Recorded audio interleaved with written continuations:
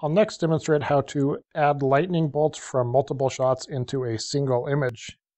And I'll just demonstrate this for these two shots, but in theory you could add lightning bolts from several different shots.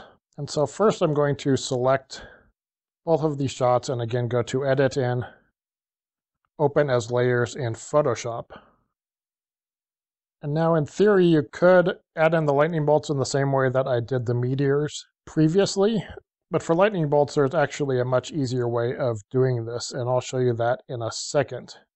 But first, since my tripod was on marshland, it moved a little bit between these two exposures, and so they're slightly misaligned. And I've already attempted to auto-align these images, and Photoshop isn't able to properly auto-align these. And so I'm going to attempt to roughly manually align these, and the most important thing is to align the areas near the lightning bolts. And so basically, these mountains are what I want to focus on aligning properly.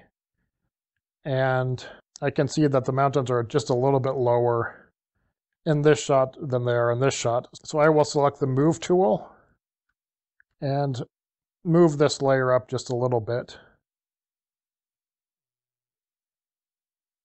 And I may need to move it over to the right about 1 pixel.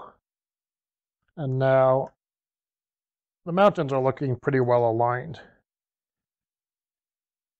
Some of these objects down lower still aren't quite aligned, but I'll show you how to deal with that in just a bit. And so now that I've roughly aligned these layers, I can simply change the blend mode to lighten. And now the bolts from both of these images are in one image, and so that's incredibly easy to do, and it would be even easier if your tripod didn't move at all between the shots, as you didn't want to have to align them. So you can literally do this in seconds. And the reason lighten blend mode works so well here is because it uses only the brightest pixels from each image.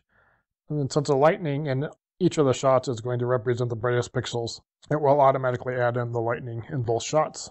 And the reason that I didn't do this with the meteors is because there are also stars in the image and they're moving during the exposures. And since the stars are also going to be the brightest parts of the image, you'll get double stars in the photographs. And so I'll now zoom in on this image. And it looks pretty good overall, but I am sort of seeing these buildings being duplicated here rather than having a single building. And so I can fix that by simply masking out that area on either of the layers, but I'll go ahead and mask it out from this layer. And as long as I'm not masking out any of the lightning, I'm still going to be preserving the lightning in both of these shots. And so I'll just put the opacity at 100%. And in this case, I'll keep the hardness at 100% as well. And then I could just quickly paint across the middle section here. And by undoing that,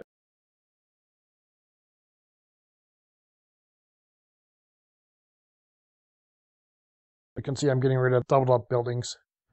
And then I could double click on this layer mask and feather it just a little bit, just to make sure that the hard edge of the mask isn't adversely affecting the image in any way, and I don't think it is, but I'll feather it just in case. And so now I've successfully added all the lightning bolts into one shot. And if I had stars visible up above the clouds in this image, I could, again, just mask out the stars from one of these layers. And there will usually be clouds behind the lightning itself, so you usually won't have to worry about stars being behind the lightning. And of course, when I'm shooting lightning, I don't know where the bolts are going to end up in the image. And so in this case, I obviously did a much wider composition than I needed. And so I'm just going to go ahead and crop in the image so that the lightning is much more prominent.